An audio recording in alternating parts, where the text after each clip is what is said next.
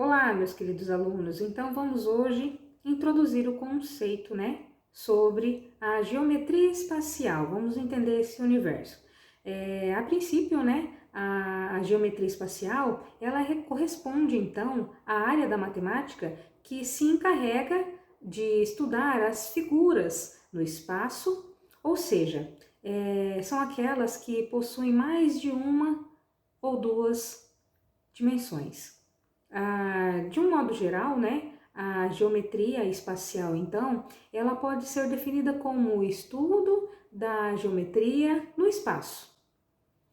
Assim como a geometria plana está pautada nos conceitos basilares e intuitivos, que são chamados dos conceitos primitivos, a geometria espacial também, Esses conceitos, então, eles possuem origem na Grécia Antiga e na Mesopotâmia, ou seja, cerca de 100 mil anos antes de Cristo, Quem foram então os estudiosos que lideraram então esses estudos? Foram Pitágoras e Platão, Eles juntos associavam o estudo da geometria espacial ao estudo da metafísica e também da religião.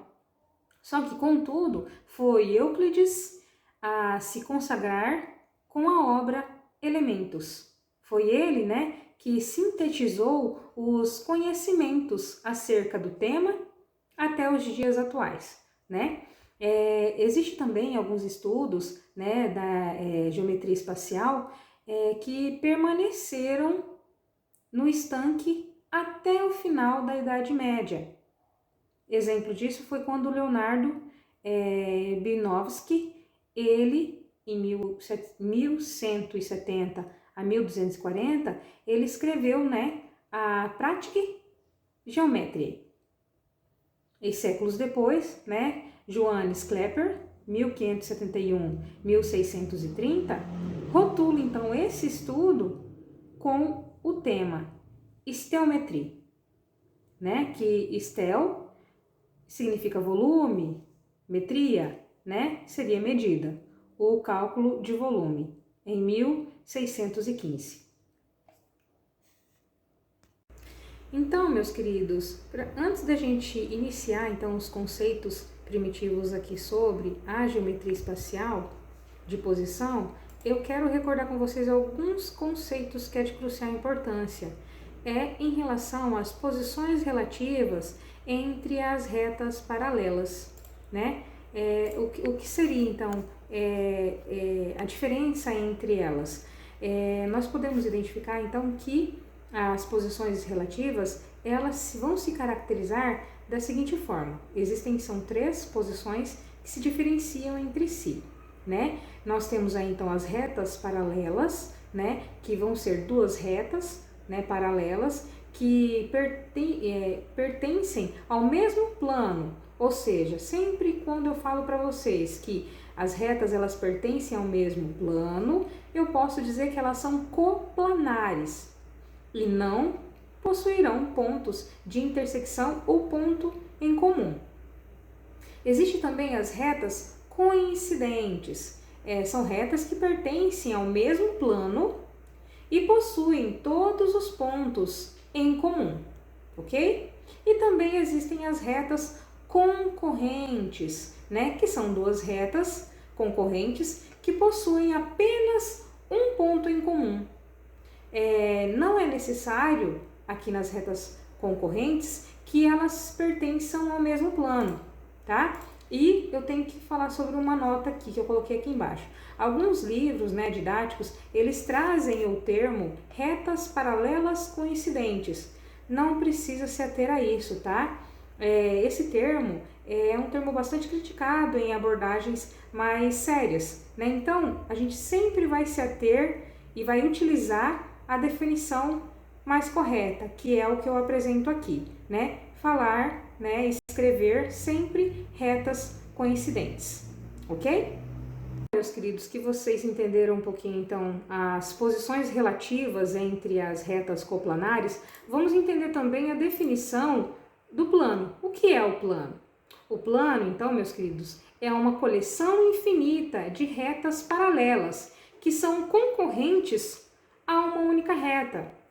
Essa última reta, ela existe para que as retas concorrentes, as retas paralelas, não façam qualquer ondulação, né? O resultado disso será, né, uma superfície plana, parecida, por exemplo, como a superfície de uma mesa, né? Um plano ele pode ser formado por 3 pontos não colineares, né? E o plano também ele é representado por letras gregas minúsculas. Exemplo disso seriam as letras alfa, beta, gama, né? Ou também ele pode ser representado por uma reta ou um ponto fora dela. A gente não pode esquecer que no caso dos planos, né, a gente está lidando com o espaço, né? Então, este postulado, né, sobre o plano, ele é possível, né?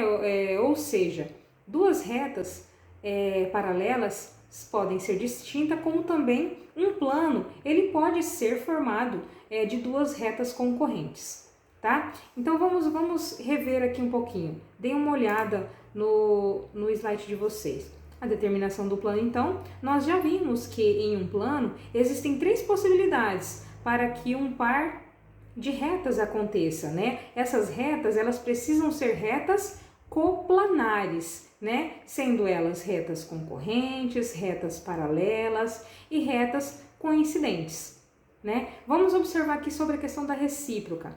Nos 2 primeiros casos, a recíproca é verdadeira, ou seja, se duas retas são concorrentes ou paralelas, é possível sim um único plano passar por elas duas, tá? Já no caso aqui, ó, das retas coincidentes, as retas coincidentes elas não determinam plano, né? Devido elas representarem uma única reta, né? É possível traçar sim infinitos planos pela mesma, tá? Vamos observar no próximo slide alguns esqueminhas em 3D para vocês entenderem essas diferenciações. Observem lá. Nesse exato momento nós temos um ponto vermelho e nós temos 3 retas brancas passando por esse ponto vermelho. Essa figura serve para ilustrar que por um ponto podem passar infinitas retas. Então nós podemos imaginar aqui infinitas retas passando por um único ponto. Acho que até aí sem problemas. Por um ponto também, pessoal, nós podemos passar infinitos planos. Então eu vou colocar um plano agora e vocês observam facilmente que este plano azul passa pelo ponto vermelho. Mas esse não é o único plano que a gente pode passar por um ponto. A gente pode passar um outro plano. Então, nesse exato momento, nós temos 2 planos distintos passando pelo mesmo ponto. E se eu quiser, eu posso pensar, por exemplo, num terceiro plano. E nesse momento, nós temos 3 planos passando pelo mesmo ponto. Então, na verdade, nós podemos imaginar infinitos planos passando pelo mesmo ponto. Beleza, pessoal? Bom, pessoal, nesse exato momento nós temos 2 retas que são concorrentes em um ponto vermelhinho. E essas 2 retas determinam um plano. Como que eu posso afirmar isso? Simples. Basta que você note que eu posso pegar um ponto, que é o ponto do cruzamento das 2 retas, e eu posso pegar 2 outros pontos, um de cada reta. Como nós temos 3 pontos distintos que não estão alinhados, que não são colineares, a gente sabe que 3 pontos determinam um plano. Então nós temos aqui 3 pontos que determinam um plano. 2 pontos de cada reta. Então nós temos esse e esse dessa reta aqui, esse e esse desta outra reta aqui. Se eu quiser, eu posso escolher outros 2 pontos das nossas retas. Esse e esse, por exemplo. Você percebe que novamente nós temos 3 pontos distintos, não colineares, pertencentes às 2 retas. Então, novamente, nós temos 3 pontos distintos que determinam um único plano. Então está mostrado para vocês que 2 retas concorrentes determinam um único plano. Bom, pessoal, nesse exato momento nós temos 2 retas que são paralelas. 2 retas paralelas. Se nós temos 2 retas paralelas, como a gente bem sabe, existe um único plano que passa por essas duas retas que são paralelas. Como que eu posso afirmar isso? Por que eu posso afirmar isso? Porque se nós temos duas retas paralelas, eu posso escolher, por exemplo, 2 pontos de uma e um terceiro ponto da outra.